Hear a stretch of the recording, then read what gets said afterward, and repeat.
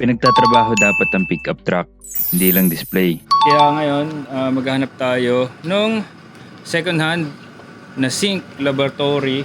Kaya ngayong araw, may malayong biyahe kami ni Jay. Kasi ito yung dahilan kung bakit namin nagagawang lumagari na ganito. Kasi napagpalit kaming mag-drive. At pupunuin din namin ang likuran nitong si Kinse para sulit ang biyahe. Punuin natin ang garapon para sa chicken pastil by garapon ni Call of Duty. At bumili tayo ng stainless na lababo para sa production area natin na ginagawa. Dahil tuloy-tuloy naman ang paggawa ng chicken pastil production area natin at matatapos na ito in no time. Kaya ngayon, maghanap tayo nung second hand na sink laboratory na galing sa mga nagsara na restaurant. Saka bibili na rin tayo ng mga bago nating set ng garapon.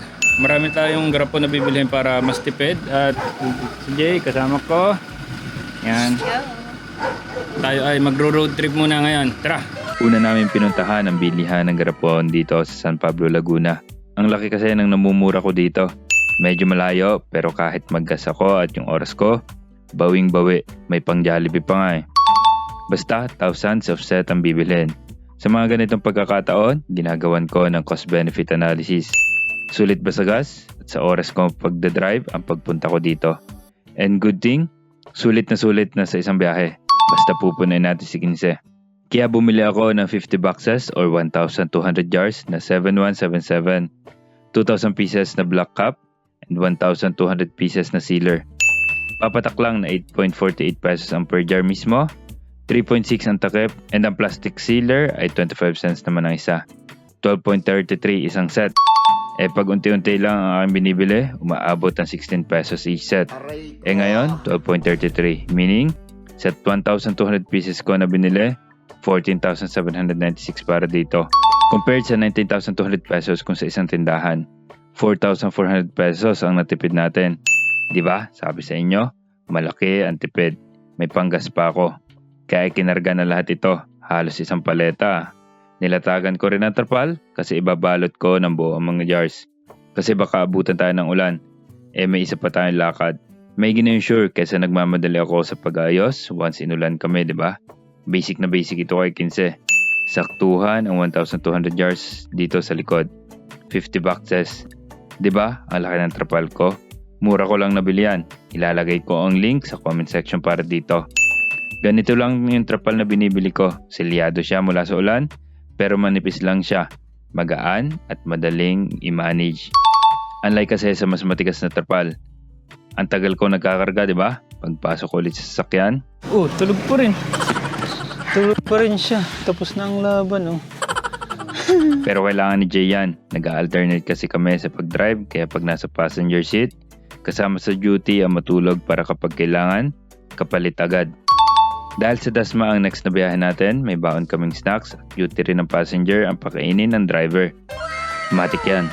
Change cord. Kasi ito yung dahilan kung bakit namin nagagawang lumagari na ganito. Kasi napagpalit kaming mag-drive. Kasi kung hindi, antukin ako. Mabilis ako antukin. Tulugan na. Habang biyahe, sumama ang pakiramdam ko. Medyo malayo na kami kaya wala nang uruan. Bumili na lang si Jay ng gamot kasi talagang nilalamig ako at medyo masakit ang katawan ko. May pamerienda ulit sa Mayora. Kailangan daw para sa pag-inom ko ng gamot. Ginabi na kami pagdating sa pakay namin. Ngayon ko rin lang nalaman na may ganitong bodega. Nagpo-pull out sila sa mga nagsara na resto. May nagbabagsak din daw sa kanila ng mga overrun or kung ano-ano pa na binibenta nila dito sa bagsak presyo. Ito ang natripan ko, itong lababo na ito. Double sink at may konting patungan para sa mga kailangang hugasan. Ang presyo, 6,500 pesos. Tingnan natin kung makakatawad pa tayo mamaya. Kaya tinry na kagad namin at inassemble. Removable kasi ang paa niya. Medyo deform ang paa niya pero tingin ko naman kaya namang gawa ng paraan. Understood ko naman sa mga ganito, may mga defect o problema kasi mga second hand eh.